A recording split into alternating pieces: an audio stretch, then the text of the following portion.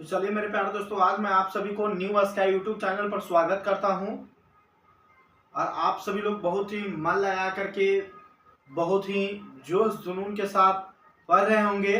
और आप सभी लोग को आज मैं केमिस्ट्री का क्लास 9 चैप्टर 1, जिसमें हम लोग पढ़ने वाले हैं आज अध्याय चैप्टर 1 अध्याय 1, जिसमें हम लोग पढ़ने वाले हमारे हमारे आसपास के पदार्थ।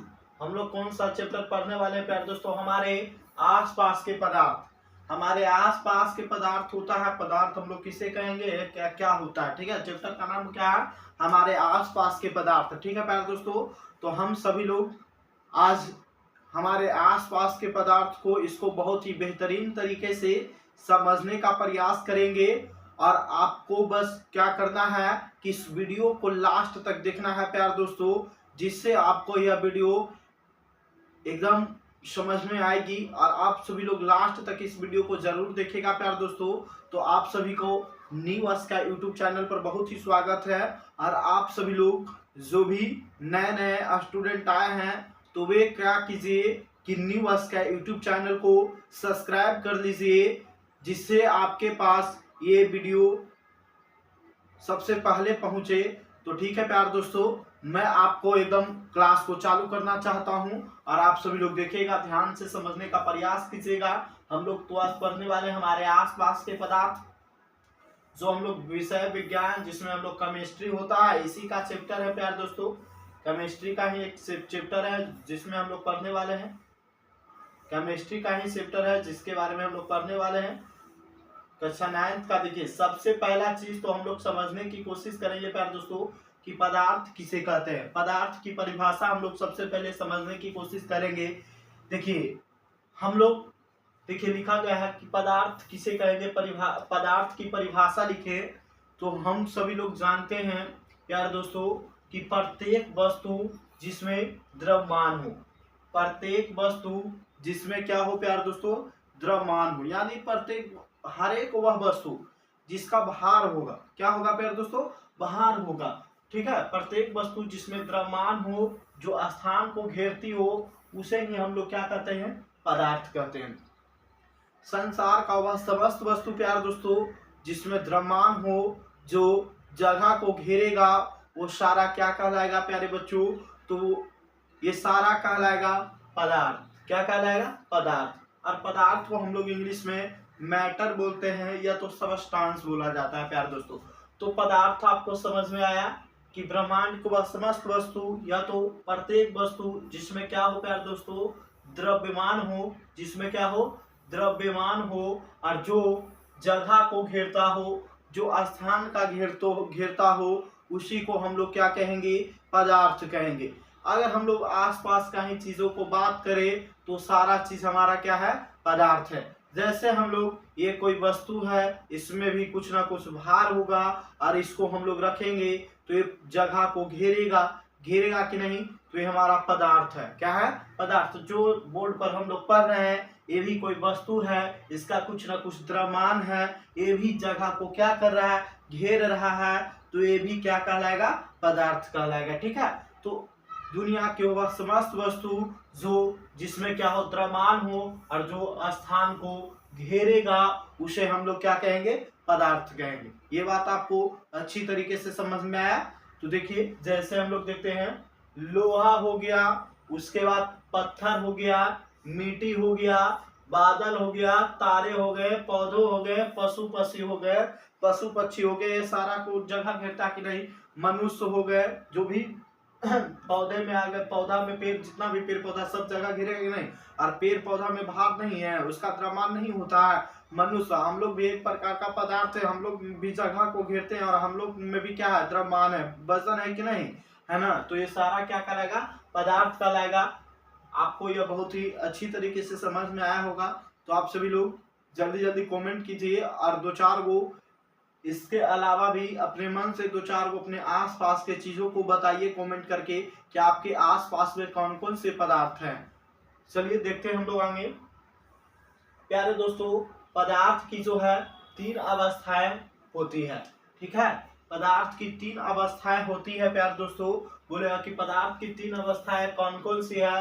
तो पदार्थ की तीन अवस्थाएं होती हैं, जिसमें ठोस होता है, द्रव होता है और गैस होता है। पहला कौन होगा प्यारे दोस्तों? पहला होगा ठोस, दूसरा होगा द्रव और तीसरा होगा गैस। तीसरा क्या होगा? गैस होगा। आपको ये वाला बात समझ में आया कि पदार्थ का तीन अवस्था होता है, पहला ठोस होता है, दूसरा द्रव होता है और गैस होता है। ये बात समझ में आ गया ना? और दो को हम लोग और पढ़ते हैं, एक होता है बीईसी और एक होता है प्लाज्मा। प्लाज्मा जो होता है प्यारे दोस्तों, पदार्थ की चौथी अवस्था होती है। प्लाज्मा जो है पदार्थ की चौथी अवस्था, और बीईसी जो होता है पदार्थ की पंचमी अवस्था होता है, जिसको हम लोग बोलते हैं बोस-आइंस्टीन कंडेंसेट। तो इसके बारे में हम लोग पढ़ेंगे भी। तो पहले हम लोग देख लेते हैं कि ठोस, द्रव और गैस क्या है। ठीक है प्यारे दोस्तों, इसको हम लोग समझने की कोशिश करेंगे। देखिएगा देखिएगा कि बहुत सारा चीज जो है पदार्थ नहीं है। इसमें से बोला जा रहा है कि कौन पदार्थ है? कुर्सी हमारा पदार्थ, वायु, स्नेह, ये सब हम लोग का पदार्थ है? नहीं है। उसके बाद गंध हो गया, घृणा हो गया, बादाम हो गया, विचार हो गया, शीत हो गया, शीतल पेय, इत्र की सुगंध, ये सब हमारा जो है पदार्थ। देखिए, कुर्सी जो है हम लोग का पदार्थ है, वायु, स्नेह, ये सब पदार्थ हम लोग का नहीं होता है। घृणा हो गया, ये सब पदार्थ नहीं होता। शीतल हो गया, शीतल पेय हो गया, इत्र हो गया, ये सब पदार्थ नहीं होता। ठीक है। उसके बाद देखिए, प्रेम जिसको बोलते हैं, स्नेह का मतलब कुर्सी, वायु, बादाम, शीतल पेय, इत्र की सुगंध इत्यादि पदार्थ है। पांच ठोस की परिभाषा लिखें। पांच ठोस की बोला जा रहा है परिभाषा। देखिए, ठोस क्या होगा? निश्चित आकार और आयतन वाले पदार्थ को ठोस कहते हैं, जैसे लकड़ी, पत्थर, लोहा। लकड़ी, पत्थर, लोहा, ये सब ठोस पदार्थ है। ठीक है, ये सब जो है क्या है? ठोस पदार्थ है। ठीक है। तो देखिएगा कि जिसका आकार और आयतन दोनों निश्चित होगा, जिसका आकार और आयतन दोनों निश्चित होगा, उसे क्या कहेंगे? ठोस कहेंगे। जिसका आकार और आयतन दोनों निश्चित होगा प्यारे बच्चों, उसे हम लोग ठोस कहेंगे। आगे देखिए, हम लोग समझते हैं कि द्रव किसे कहेंगे। द्रव की परिभाषा लिखें तो वे पदार्थ जिनका आकार निश्चित न हो परंतु आयतन निश्चित हो। वैसा पदार्थ जिसका आकार निश्चित न हो यानी का अनिश्चित हो, और जिसका आयतन क्या होता है? निश्चित होता है, उसे हम लोग द्रव कहते हैं। जैसे तेल, दूध, पेट्रोल, पारा। ठीक है। इसका आकार अनिश्चित होता है, जैसा बर्तन में हम लोग रखेंगे वो अपना शेप को वैसा ले लेगा। ठीक है। तो इसका जो आकार होता है अनिश्चित होता है। कैसा होता है? अनिश्चित। लेकिन इसका बर्तन लिए ये तो ये निश्चित होगा, इसका आयतन क्या होता है? निश्चित होता है। ठीक है। ये बात आप लोग समझ गए होंगे बहुत ही अच्छी तरीके से। तो चलिए हम लोग आगे देखते हैं कि गैस की परिभाषा लिखे। गैस क्या है? तो वे पदार्थ जिनके आकार तथा आयतन दोनों निश्चित नहीं होते हैं। जिसका आकार और आयतन दोनों में से कोई निश्चित नहीं होगा, उसे हम लोग क्या कहेंगे? गैस कहेंगे। लेकिन जिसका आकार अनिश्चित और आयतन निश्चित होगा, उसे द्रव कहेंगे। जिसका आकार और आयतन दोनों ही निश्चित होगा, उसे हम लोग ठोस कहेंगे। ये बात समझ में आ गया? देखिए, वे पदार्थ जिसका आकार आयतन दोनों निश्चित नहीं होते हैं, उन्हें हम लोग क्या कहते हैं? गैस कहते हैं। जैसे oxygen, carbon dioxide, nitrogen, ammonia, जिसको हम लोग बोलते हैं NH3, नाइट्रोजन गैस N2 हो गया। उसके बाद CO2 गैस हो गया। उसके बाद ऑक्सीजन गैस हो गया। ये सब जो है गैस का एग्जाम्पल है। किसका एग्जाम्पल है? गैस का। उसके बाद देखिए, अस्पंदीयता किसे कहते हैं? माने कि वैसा जिसको हम लोग दाब सकते हैं। ठीक है। जिसको दबाया जा सकता है उसी को संपीडीय कहते हैं। जिसको दबाया जा सकता है उसे हम लोग क्या कहेंगे प्यारे दोस्तों? संपीडीय कहेंगे। देखिएगा कि संपीडीय हम लोग किसे कहेंगे? संपीडीयता किसे कहते हैं? तो देखिए, द्रव व गैस पदार्थ के कणों के बीच काफी रिक्त स्थान होता है, जिसमें हवा भरी होती है, जिसको हम लोग क्या कर सकते हैं? दबाया जा सकता है।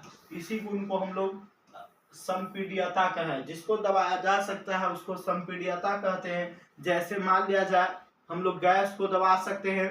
गैस हमारा ऑक्सीजन, जैसे हम लोग क्या लेते हैं? बैलून लेते हैं, और बैलून लिए, बैलून को फुला दिए करके या फुला करके एकदम उसको दबाते हैं तो दबता है कि नहीं? तो ऑक्सीजन हो गया। उसके बाद द्रव, पानी को भी भर के दबाएंगे तो दब जाएगा। दबेगा ना, तो जो दब जाएगा उसे क्या कहेंगे, संपीडीय कहेंगे। जो नहीं दबेगा उसे कहते असंपीडीय। जो नहीं दबेगा उसे क्या कहेंगे, असंपीडीय। जैसे ईंटा, पत्थर ये सब दबेगा, लोहा हो गया ये सब नहीं दबेगा, ठीक है। तो जो नहीं दबेगा उसे असंपीडीय और जो दब जाएगा उसे संपीडीय कहेंगे। ये बात आपको बहुत ही अच्छी तरीके से समझ में आया होगा। देखिए हम लोग आगे देखते हैं कि विसरण किसे कहते हैं। नेक्स्ट क्वेश्चन है, विसरण किसे कहते हैं। तो दो भिन्न माने कि दो अलग अलग पदार्थों के कणों का स्वतः मिलना ही विसरण कहलाता है। दो अलग अलग मान लिया जाए, इसमें कुछ और रखा हुआ है और इसमें कुछ और रखा है, ये दोनों मिल जाएगा, दोनों का कण क्या हो जाएगा, आपस में मिल जाएगा, और यही क्रिया क्या कहलाएगा, विसरण कहलाएगा। क्या कहलाएगा, विसरण कहलाएगा, ठीक है। इसका देखिए गर्मा गर्म खाने की गंध कई मीटर दूर से ही आपके पास पहुंच जाती है, लेकिन ठंडे खाने की महक लेने के लिए आपको उसके पास जाना पड़ता है।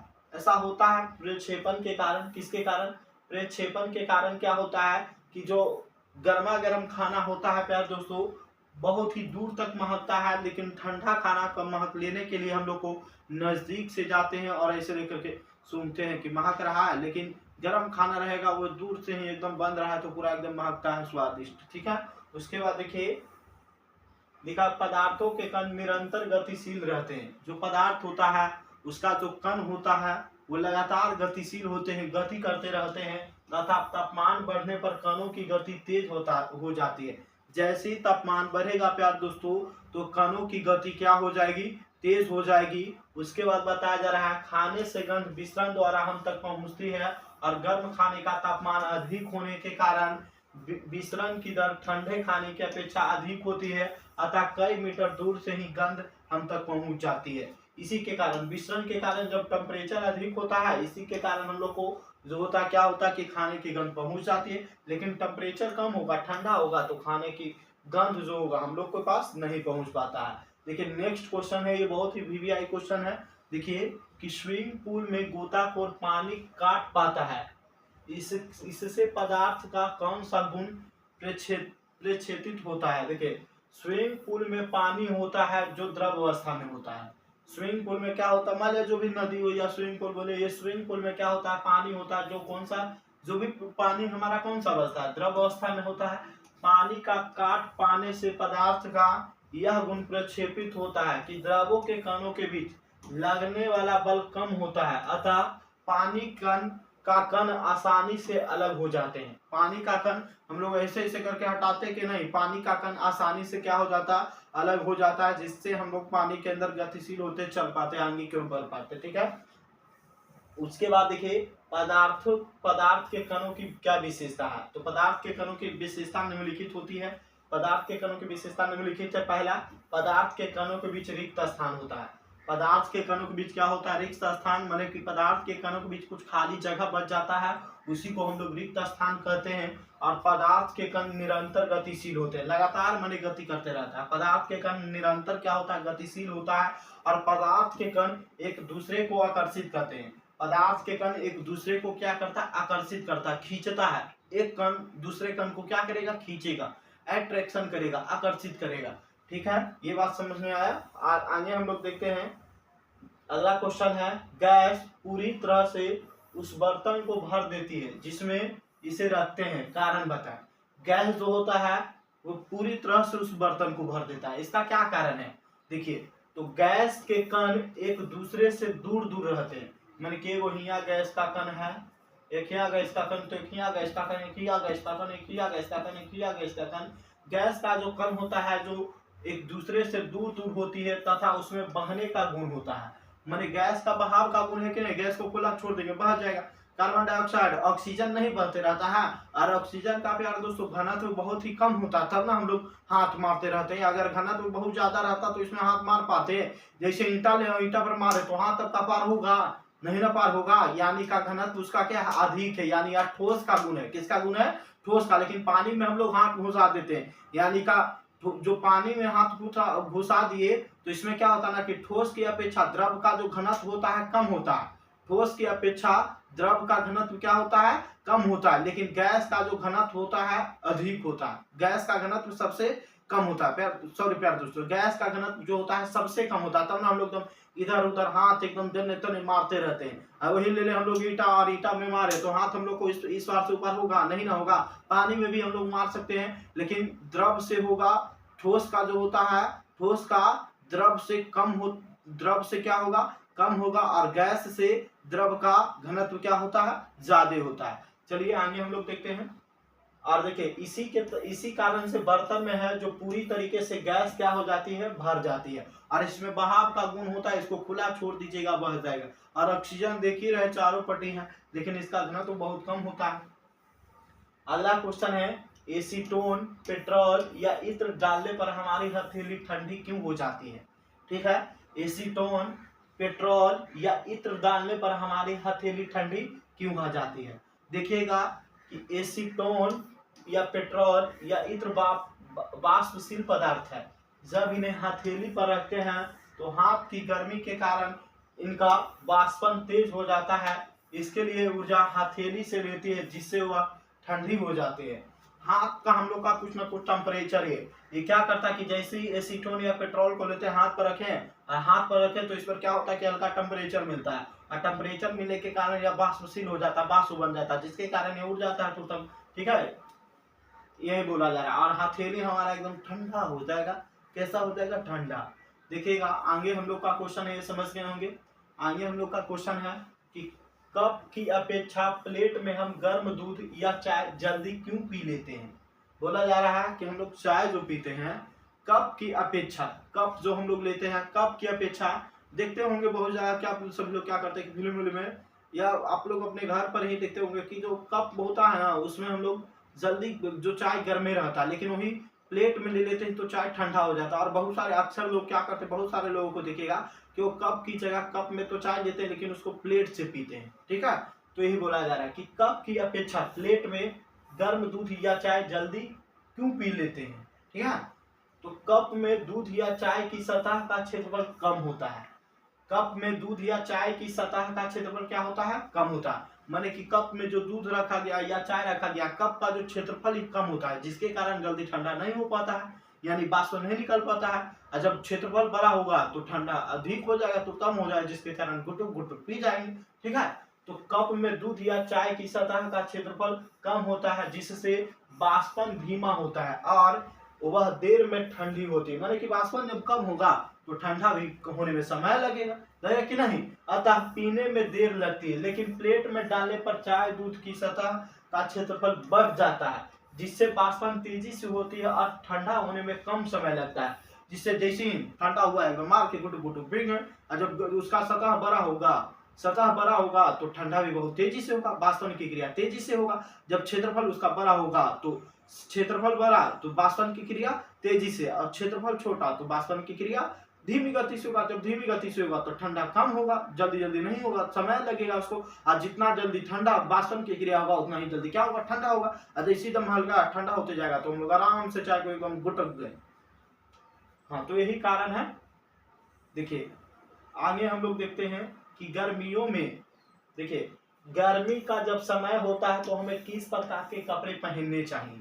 गर्मियों के समय में हमें किस प्रकार के कपड़े पहनने चाहिए प्यारे दोस्तों। तो देखिए गर्मियों में हमें सफेद हल्के रंग के कपड़े पहनने चाहिए, क्योंकि सफेद या हल्का रंग उष्मा का अच्छा प्रवर्तक होता है, जिससे हमें ठंडापन महसूस होने लगता है।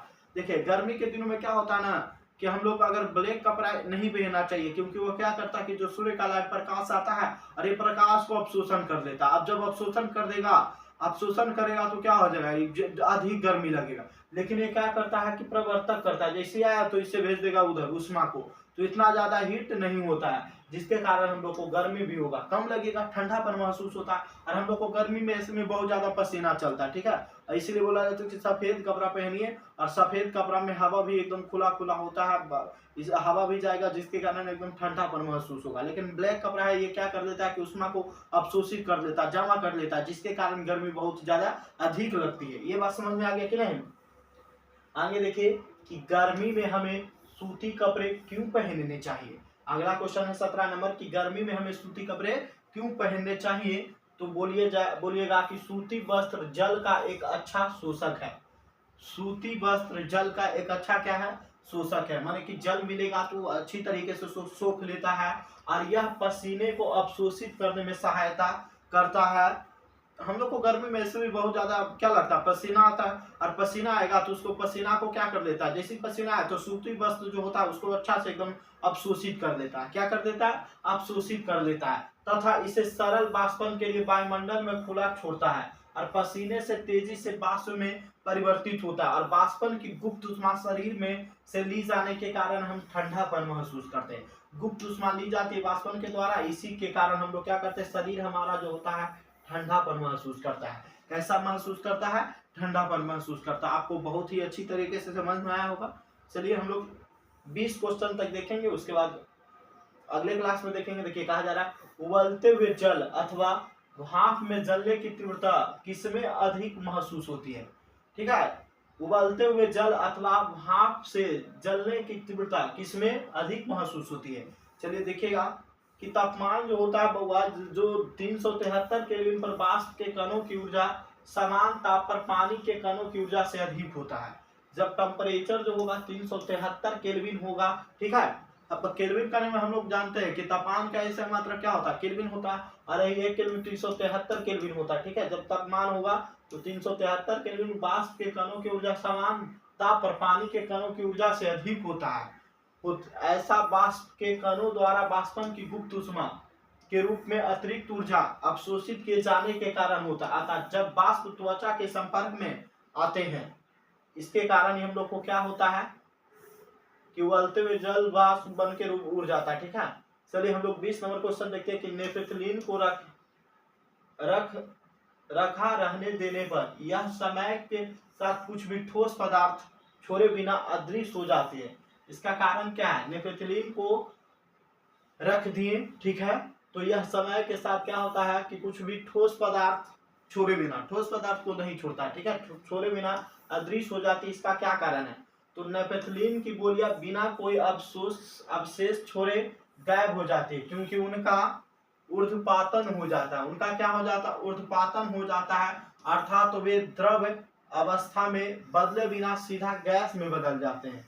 इसमें बदल जाते हैं, गैस में, और इसी के कारण इसी अवस्था में परिवर्तित हो जाते हैं, जिसके कारण यह क्या हो जाता है, अदृश्य हो जाता है। नेपथलीन जो है सीधे क्या होता है कि द्रव अवस्था में रहता है और द्रव से सीधे ये गैस में बदल जाता है, और गैस में बदल जाएगा तो उड़ जाएगा, गायब हो जाएगा, पता नहीं चलेगा, या दृश्य हो जाएगा। ये कारण हो गया। अगला क्वेश्चन हम लोग देखिए कि हमें इत्र की गंध बहुत दूर बैठे हुए भी पहुंच जाती है।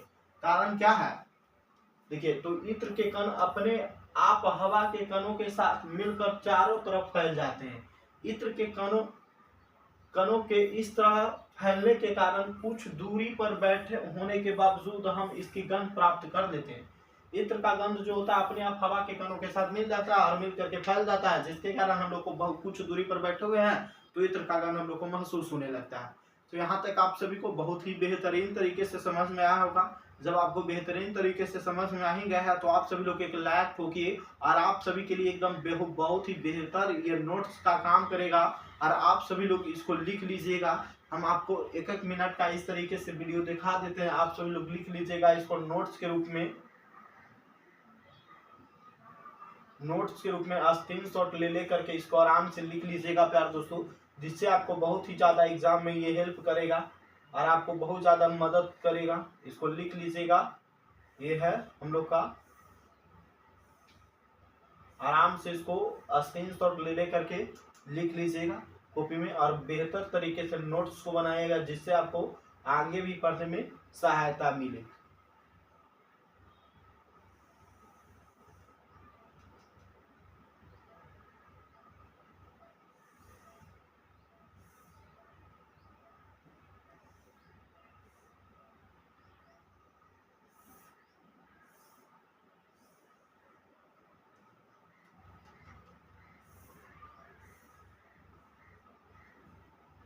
देखिए ये सारा क्वेश्चन है, इस सबको लिख लीजिएगा आराम से, घर पर स्क्रीनशॉट ले लीजिए, एकदम बेहतरीन तरीके से इसका स्क्रीनशॉट ले लीजिए, आराम से लिख लीजिए। इसलिए हम आपको एक एक करके एकदम हम लोग साइड होकर के दिखा दे रहे हैं कि आपका एक बेहतरीन नोट्स बन जाएगा। और आपको समझ में भी आ ही गया होगा, फुल डिटेल में एकदम मजा आ गया पर क्या।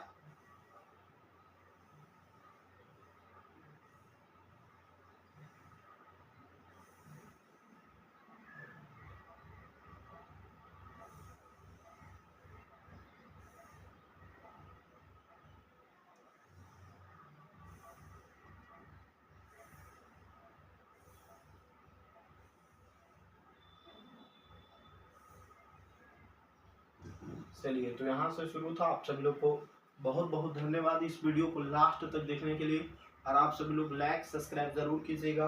तो चलिए हम आप सभी का क्लास को समाप्त करते हैं, और आपको बहुत ही जोश जुनून के साथ क्लास में जुड़े रहना है, ठीक है, और एकदम खूब मन लगा करके पढ़िए, ठीक है प्यारे दोस्तों। और कहा जाता है कि शिक्षा वह शेरनी का दूध है, जो जितना पिएगा वह उतना ही दहाड़ेगा। जिसको शिक्षा के बारे में मालूम होगा, जो पढ़ेगा, जिसको अधिकार के बारे में पता चलेगा, तो वही ना, आप शिक्षित नहीं रहिएगा तो आपका अपना अधिकार क्या क्या है पता चलेगा। इसलिए बोला जाता है कि शिक्षा वह शेरनी का दूध है, जो जितना पिएगा वह उतना ही क्या करेगा, दहाड़ेगा। शिक्षा वह शेरनी का दूध है कि जो जितना पिएगा वह उतना ही दहाड़ेगा। हम जब तक शिक्षा नहीं लेंगे हमको अधिकार का पता नहीं चलेगा। तो आप सभी को शिक्षित कीजिए, जिससे वह अपने अधिकार को जान सके, क्या हमारा अधिकार क्या था, ठीक है। तो चलिए प्यारे दोस्तों, धन्यवाद, आज तक का यह नहीं।